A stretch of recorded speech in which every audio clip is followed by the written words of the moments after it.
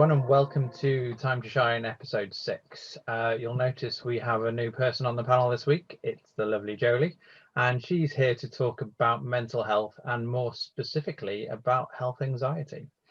But before we get to you, Joley, and it'll be definitely worth the wait, we're going to just do a quick round the table, see what we were doing since the last podcast, and also see what we've been doing over the weekend.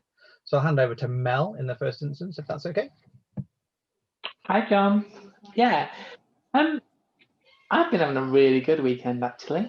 My friend came up from London, and we got to do a bit of walking, got a bit of suntan, drank way too much alcohol. Don't advise that.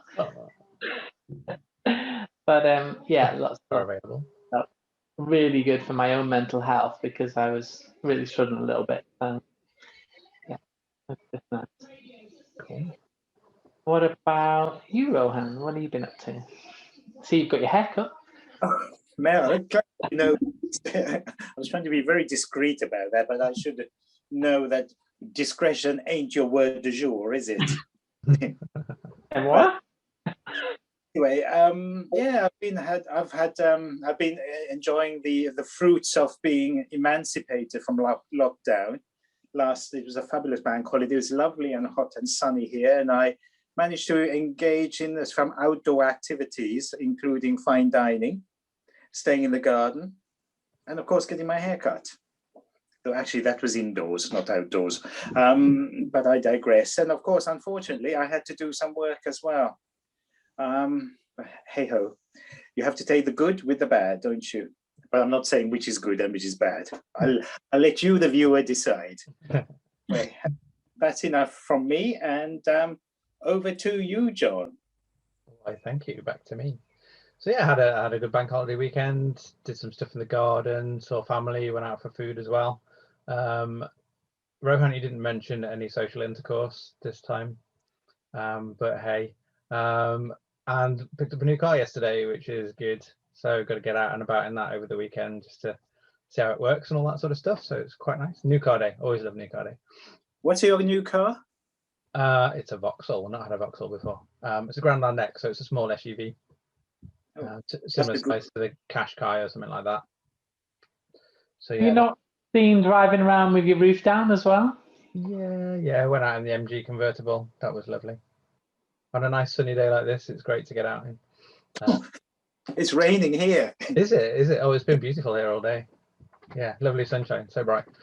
Anyway, that's enough from me. We'll move on to Joley next as well. So if you want to let us know a little bit about what you've been up to, and then crack on with telling your story. Yeah, well, I've had lots of social intercourse this weekend, which has been lovely.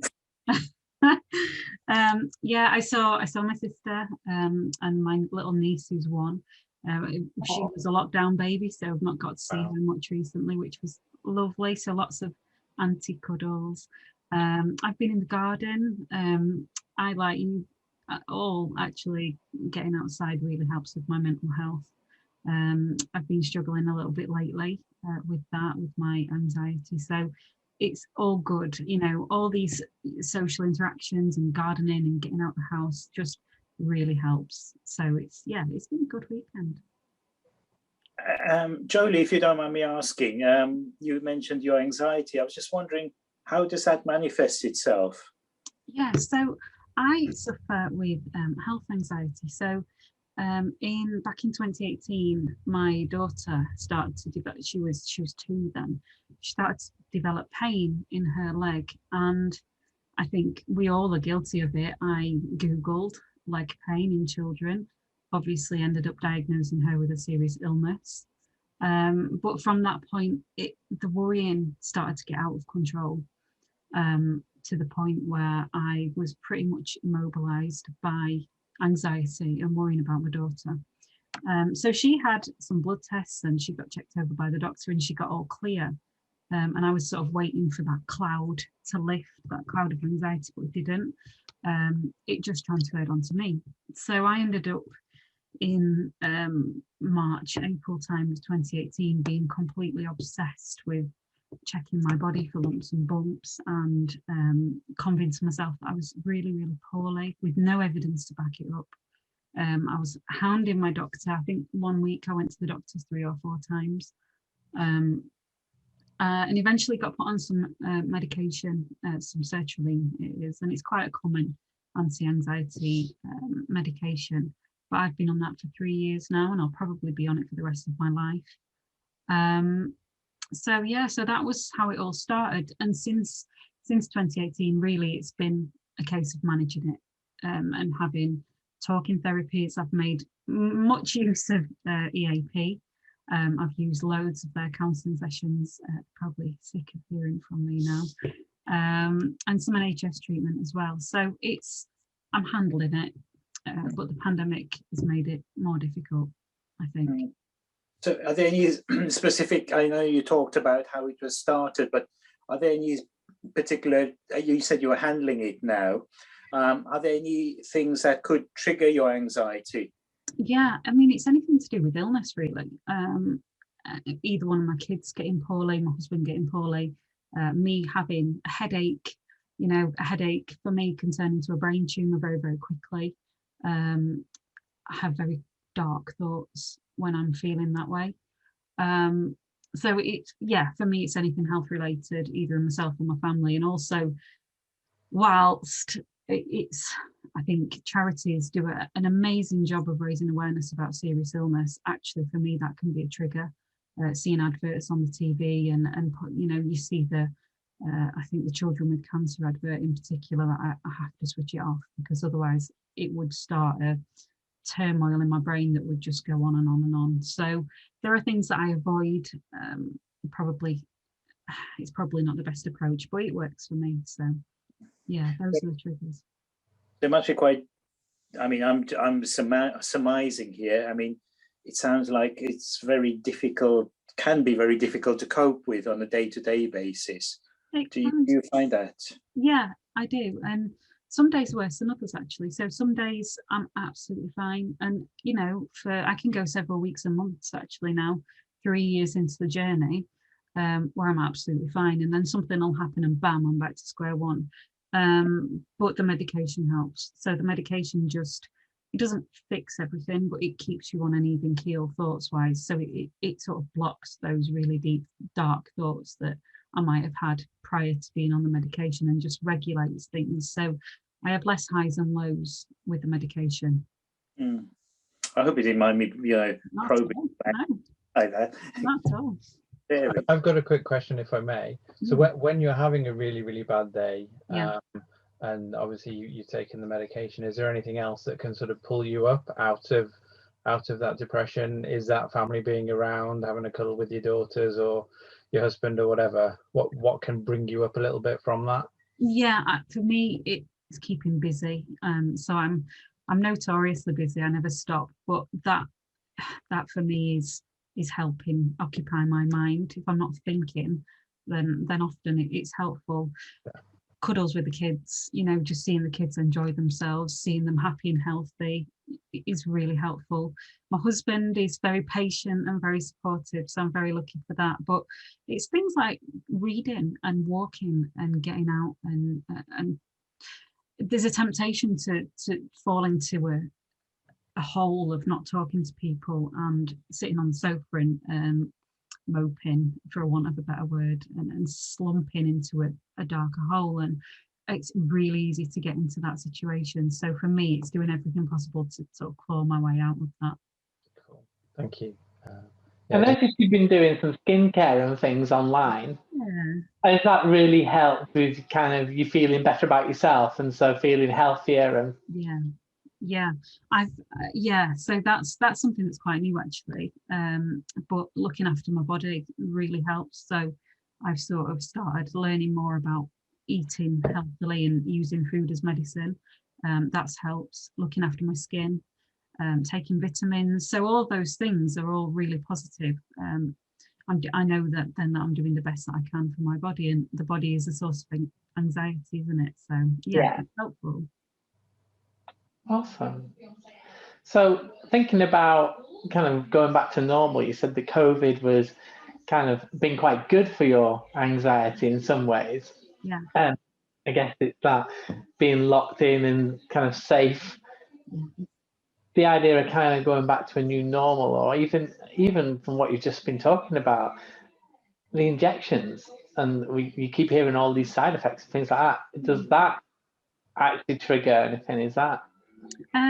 In terms of the pandemic itself, so for me, it was, I thought lockdown was great, you know, because I could control what was coming into my life, my kids' lives, my kids' environments. I could keep them safe. And we were given such simple safety steps, weren't we, to keep ourselves safe, that actually I found that really easy to follow. And then going back out into the world, you sort of relinquishing that control. And you're letting viruses come near your kids and yourself, and that's been a bit of a worry. And actually I found myself feeling more anxious, but subconsciously. I didn't think I was nervous about it, but apparently I am. I'm, you know, consciously, on a conscious level, I'm actually really looking forward to going back to normal, going out for dinner, seeing my friends, cuddling family, you know, cuddling my mum and dad, and so that's been great. But in terms of the injection you mentioned, I didn't worry about that at all. I've been vaccinated, and I trust science. I trust the doctors. I trust all the researchers think they do a fantastic job. So no, I wasn't worried about that. Awesome. Oh, that's good to hear. It's really cool, and the vaccination program's going really well. I'm just waiting for my second jab. Yeah. You said your second. I'm waiting for my second. You're waiting for your second. Oh, brilliant. Yeah, I've had my second Joley. Excellent. Good work. Well done. Well done, everyone. Well done. So is there anything else you want to share about your anxiety, or are you happy to leave it there for the time being? Yeah, no, I think I'm good with that, you know. That's really cool. Yeah. And obviously, you know, that we're a safe space to share this information with, and if you ever need to talk, we're all here for you. And I'm sure people outside listening will feel exactly the same. And I know when I've spoken about mental health issues, I've had people that I didn't know contact me to offer support, and if they need a shoulder or an ear to speak into. Thank you. So that's really good. Now, you volunteered to be a role model for the Pride Network. Yeah. I don't know whether volunteering is the right word, because I remember contacting you, asking you if you wanted to be one, but yeah, but you did, and you said yes, you would. So why did you feel like you wanted to be a volunteer for a role model? So it was actually following a conversation I had with Mel. I'm sure you remember that conversation, Mel. Hopefully you do. But that conversation was the first time I'd ever spoken about my sexuality at work. And that's because Mel made it a safe space. You know, she made me feel comfortable and able to talk about my sexuality at work. And then the penny, you know, that was maybe, how long ago was it now? It was a good year ago now, maybe. Sorry, yeah. And then you asked me to be the pansexual role model, and actually I just thought, well, why not? You guys will make it such a safe and comfortable environment at work to be able to do this stuff. And actually I'd not heard anybody else at work be openly pansexual, so I thought, yeah, why not? Can I ask a quick question? What's your definition of pansexual? For me, it's about loving a person regardless of gender identity, sexual orientation. If I feel a connection to somebody, if I'm attracted to somebody, it doesn't matter to me what gender or gender identity they are at all. If we get along and there's mutual connection and attraction, then that's it. That's all that matters for me.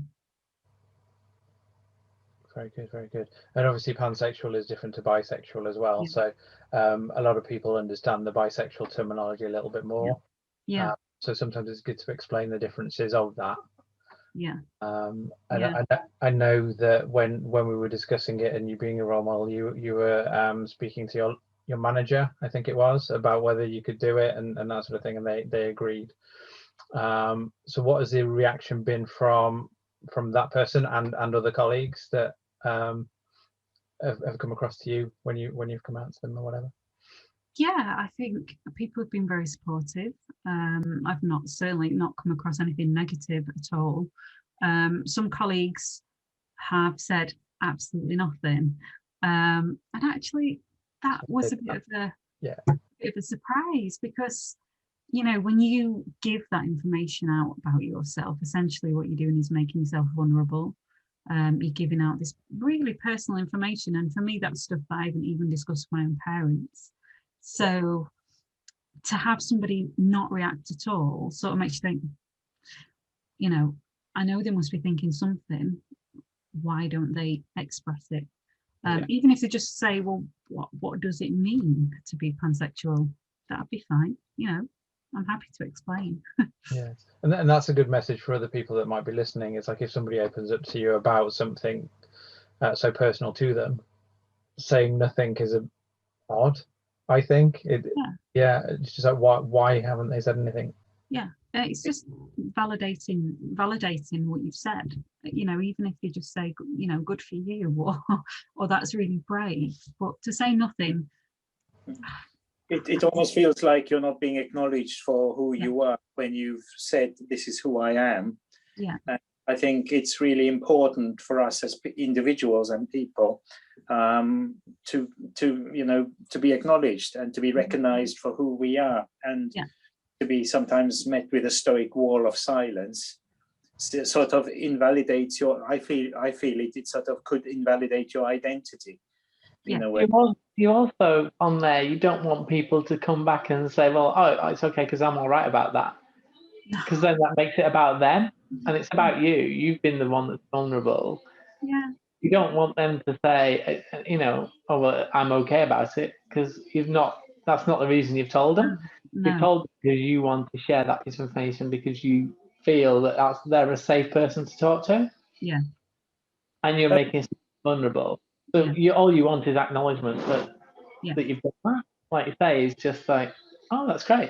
Or you don't want their advice, or their approval. I'm not looking for approval. I'm not looking for praise. What I'm looking for is just a simple acknowledgement. It's just the same as saying my favourite colour is green. It's a statement as opposed to I need to validate it. Yeah. So so what events led up to you feeling, well, we talked a little bit about you coming out at work and sharing, because you spoke to myself. And I think we talked about going to Buy Pride, and you talked about bringing Sean along. Yeah. And I kind of, sorry if it sounds maybe a little bit personal, but I kind of wondered, how that conversation with Sean, how do you bring that up in a relationship, sort of that actually I'm bi, unless you kind of knew each other before and you knew you changed partners, but I met Sean at work, as we all do, and it hadn't.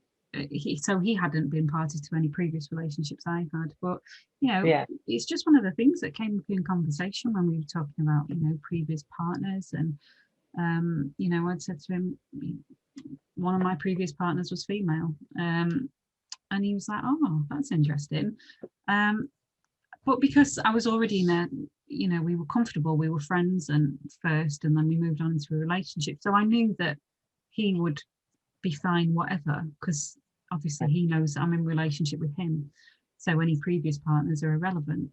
But I think he was happy to know my whole self, because if you're hiding something, it starts to become a secret, and then secrets fester, don't they, and often come out in negative ways rather than positive ways.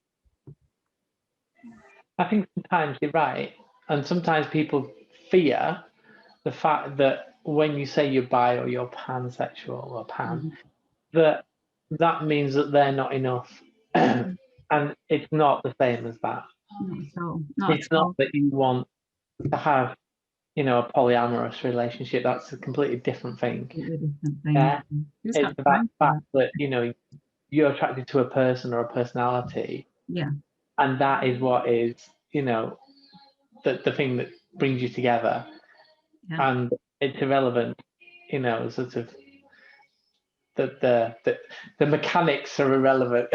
Yeah, no, totally. And I think you're so right, Mel, because there seems to be this, especially with bisexuality and pansexuality, this image of promiscuity, like, or a female friend in my circumstances finds out that I'm pansexual, she thinks, "Oh, are you attracted to me?" And you're like, "No, I'm not actually." So I think it's very old-fashioned view, but not one that's, unfortunately, not one that's been eradicated yet. I am in love with a person. I'm married to a person, and for me, that's the important thing. Absolutely. I was just trying to find the thing, then I just realised that the ONS released some information about their findings, and the number of people that have identified as bi has actually gone up quite a lot. And I can't remember the figures, and I can't find them. I should have prepared it earlier, but it's just occurred to me.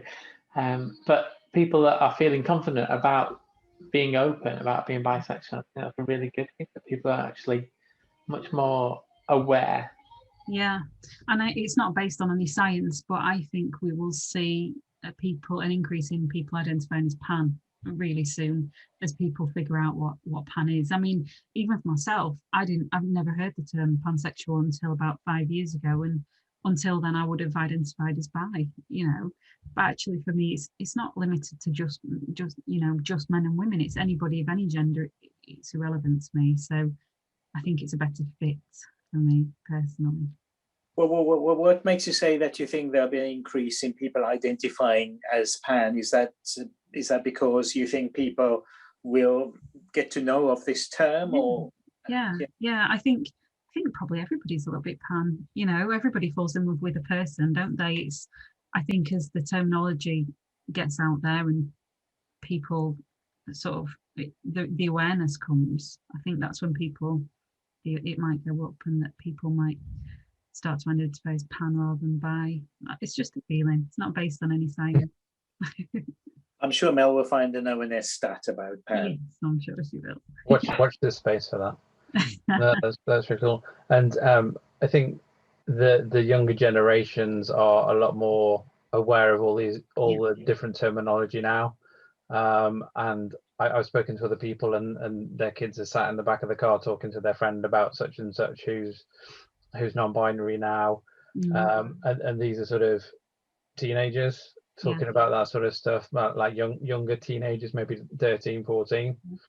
So yeah, whilst it's hard for the younger generation, I think at the moment you will see a lot more people coming through with those sorts of ideas and impressions, and understanding what things mean a lot more than the older generations.